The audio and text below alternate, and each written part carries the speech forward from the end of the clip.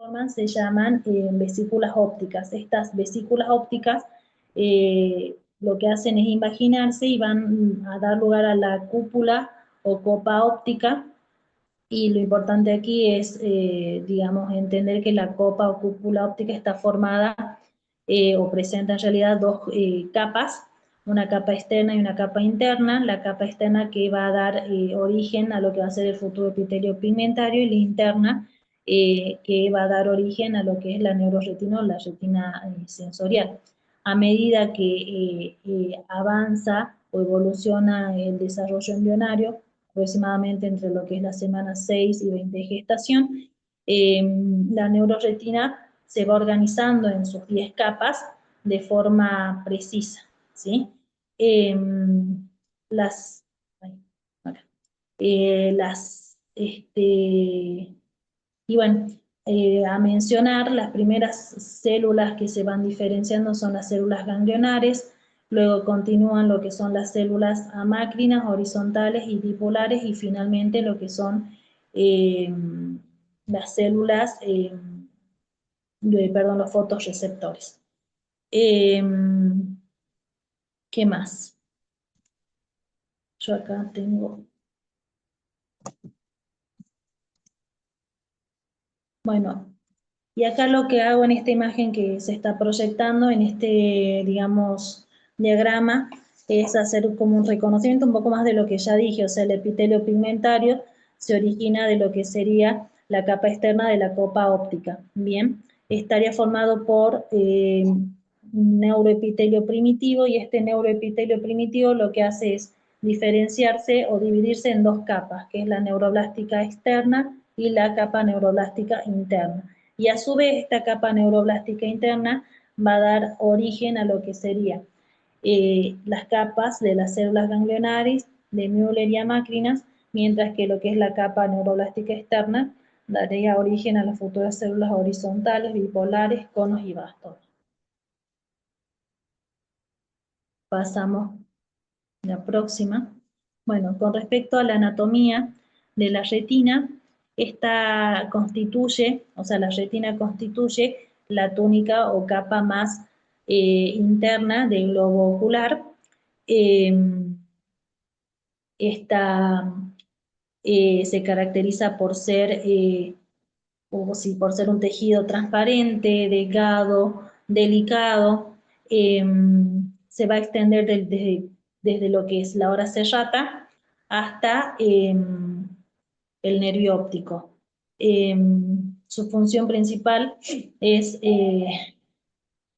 está formada por 10 capas, que más adelante las voy a describir una por una. En lo que es la retina periférica van a predominar lo que son los bastones encargados de la visión escotópica, y en lo que es la retina central predominan los conos encargados de lo que son la visión fotópica.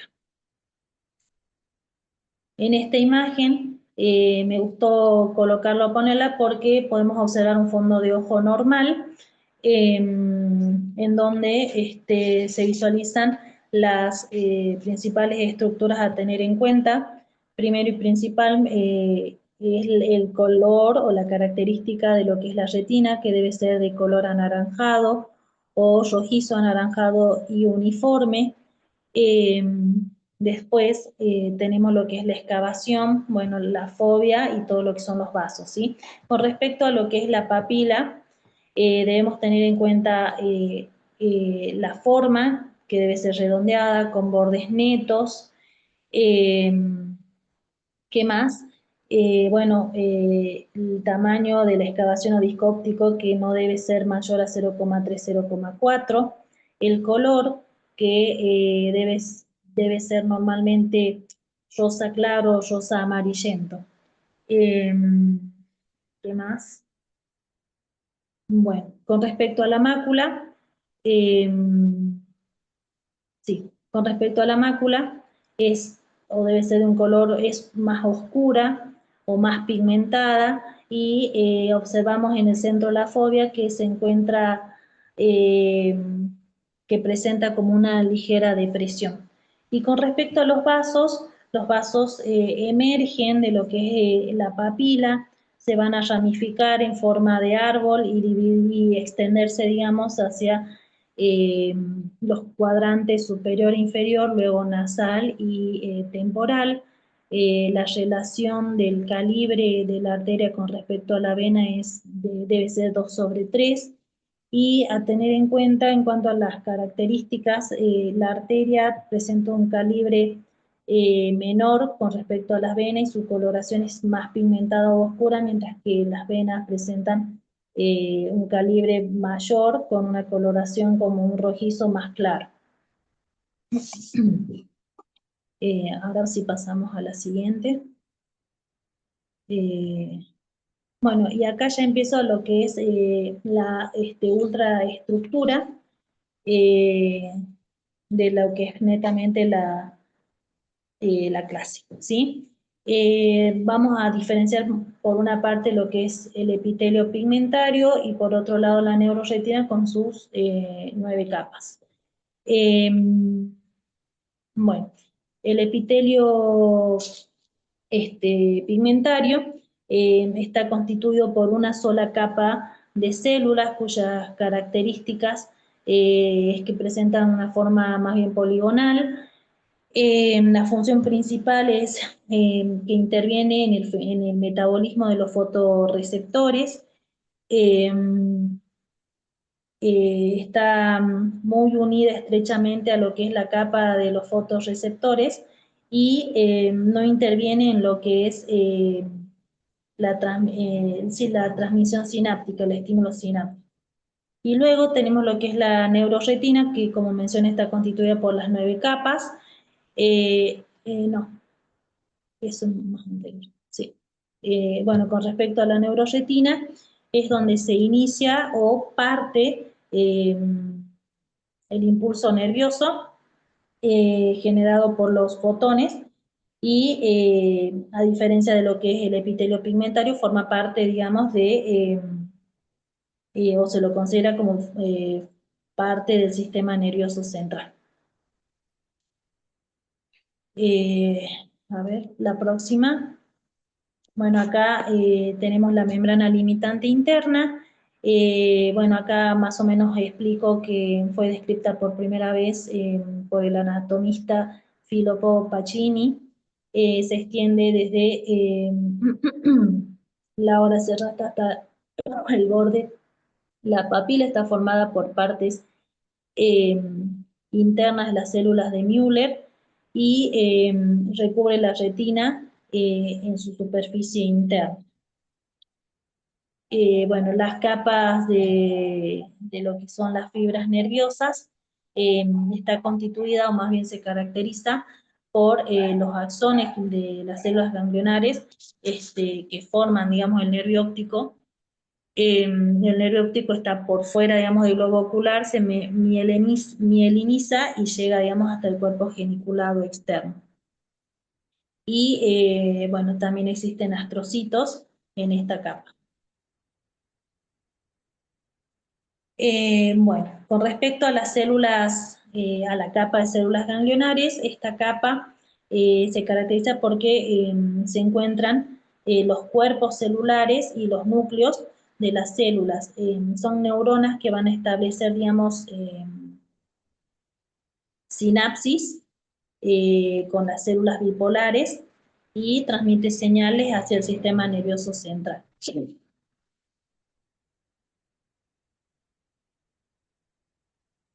Eh, Bueno, hay 3 tipos principales de células ganglionares. Tenemos digamos, su tipo depende de acuerdo a la morfología que presentan. Tenemos células ganglionares grandes, pequeñas y enanas. Y bueno, las células ganglionares están separadas entre sí por las células de Müller y lo que son los astrocitos.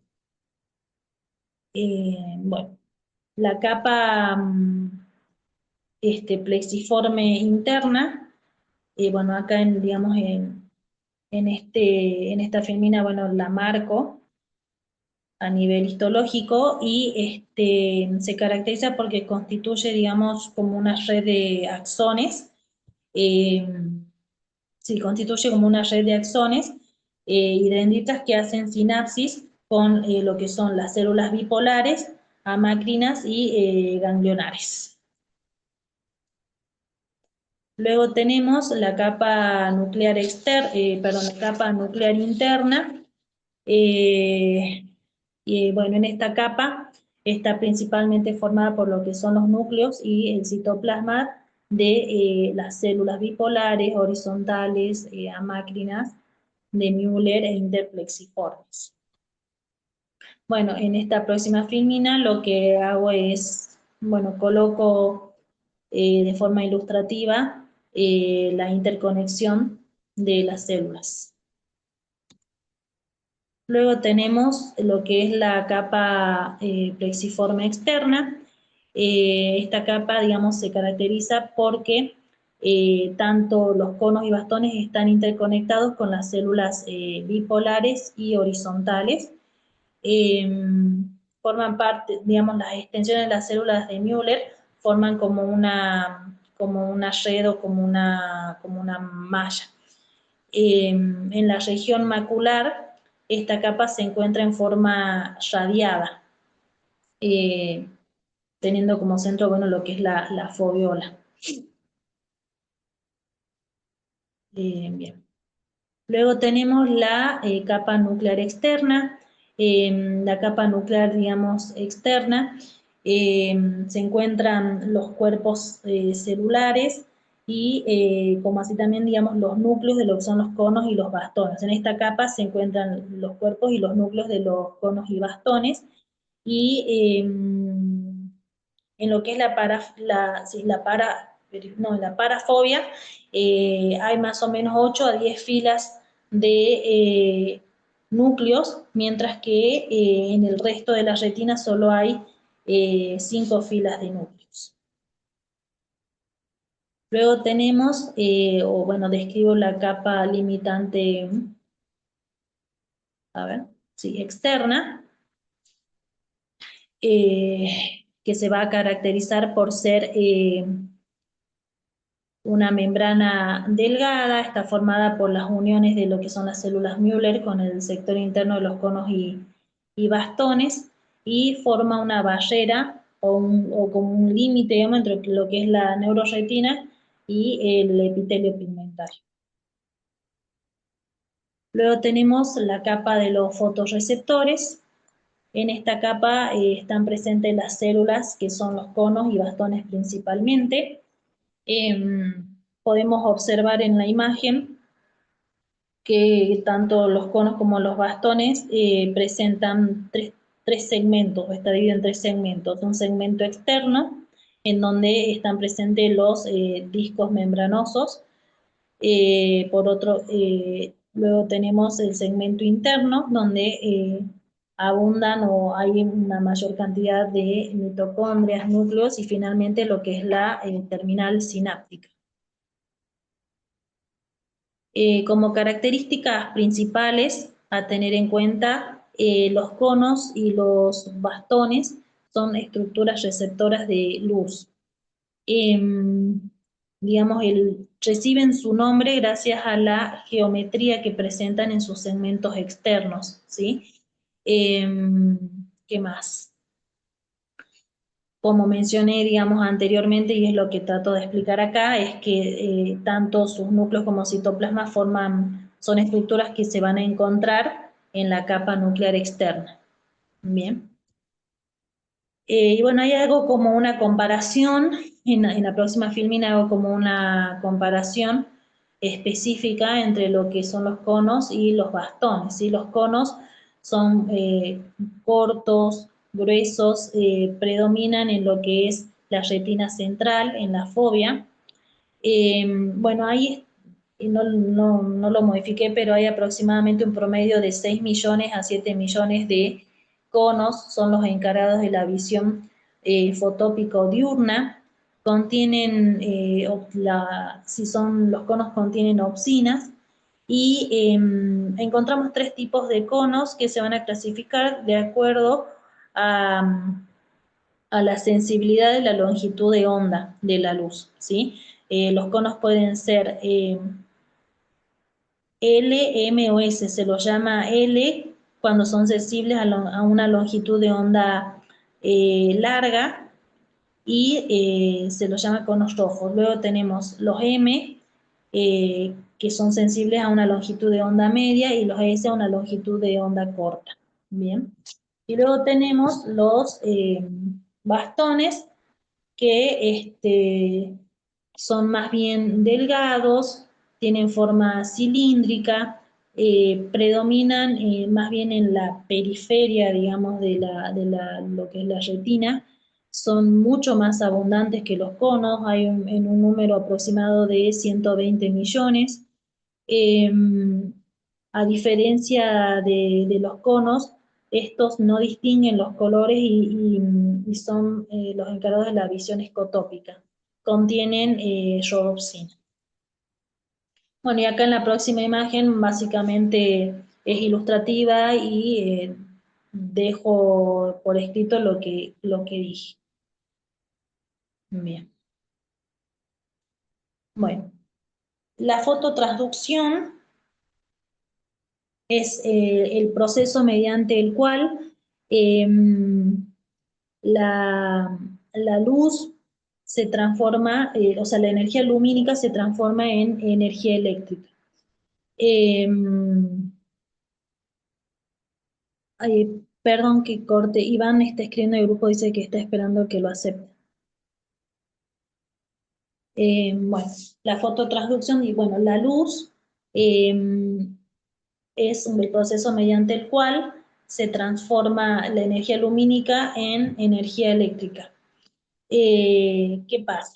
Cuando tenemos un estímulo, perdón, lumínico, este estímulo incide en lo que es la once cis retinal y provoca una transformación de lo que es once cis retinal a todo transretinal.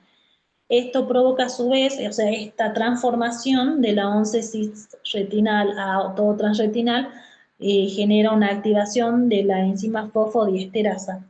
Esta enzima fosfodiesterasa, al estar activada, lo que hace es influir y activar el GMP cíclico.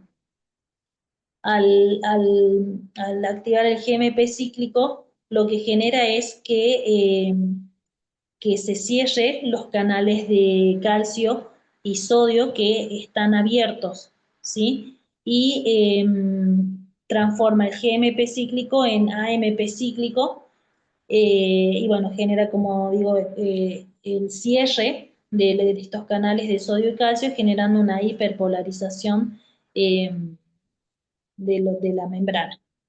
Bien.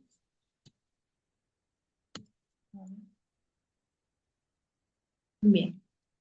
En la próxima filmina sigo con la descripción. Tenemos lo que es el epitelio pigmentario, que como dije anteriormente está muy estrechamente unido a la capa de los fotorreceptores gracias a las interdigitaciones que presenta.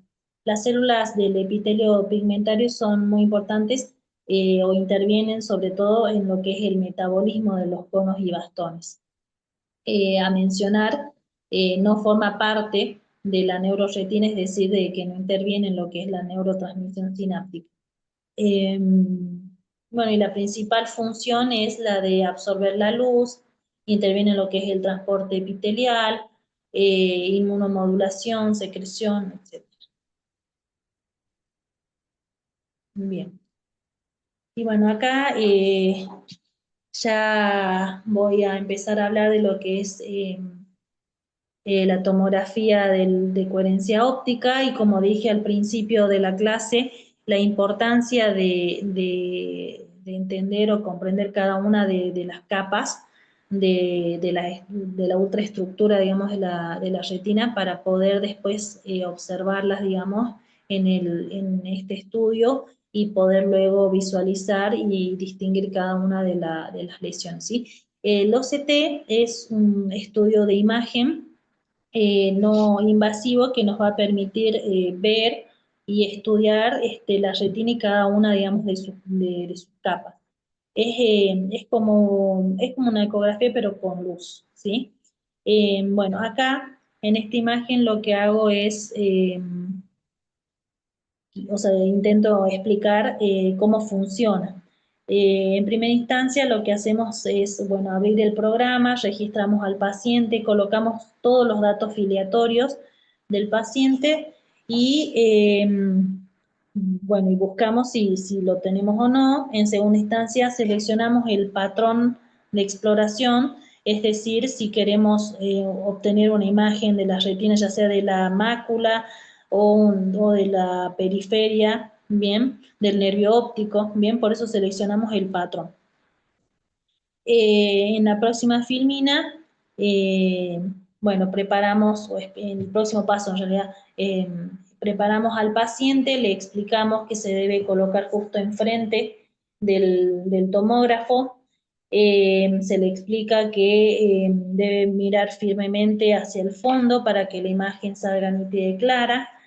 Eh, Luego examinamos, o sea, una vez que sacamos la fotografía, examinamos los resultados mediante la visualización de lo que es el barrido de la retina y, bueno, no coloqué una imagen, pero bueno, finalmente se edita si es necesario y se exporta el examen. En la próxima filmina hago una correlación de lo que son la ultraestructura de, de las 10 capas de la retina y cómo lo visualizamos en el barrido del OCT.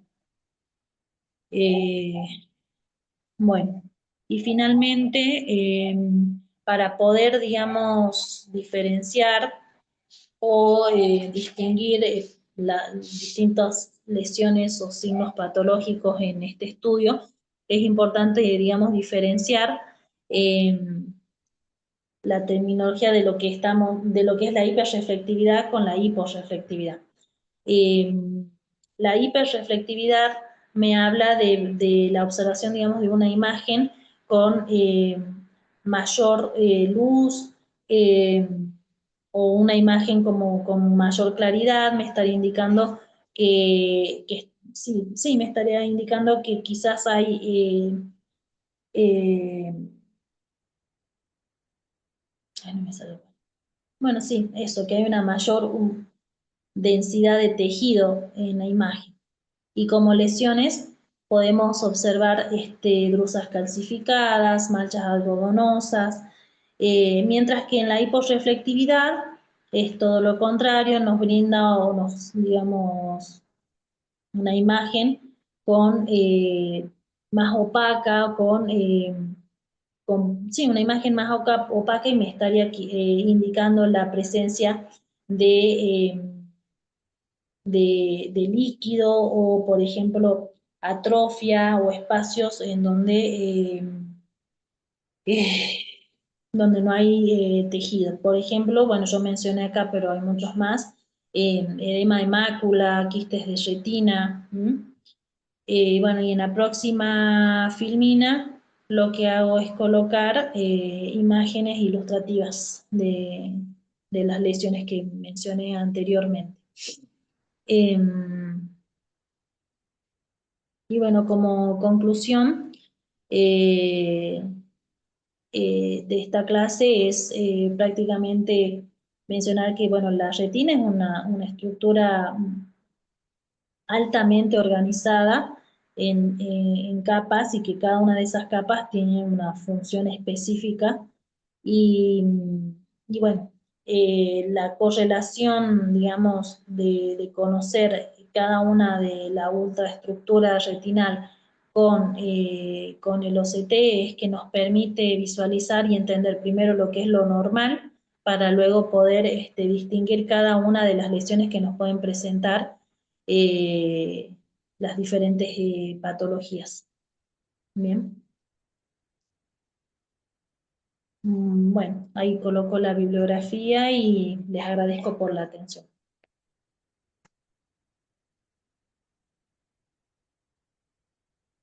Bueno, no sé si tiene algún comentario, qué opina, qué le...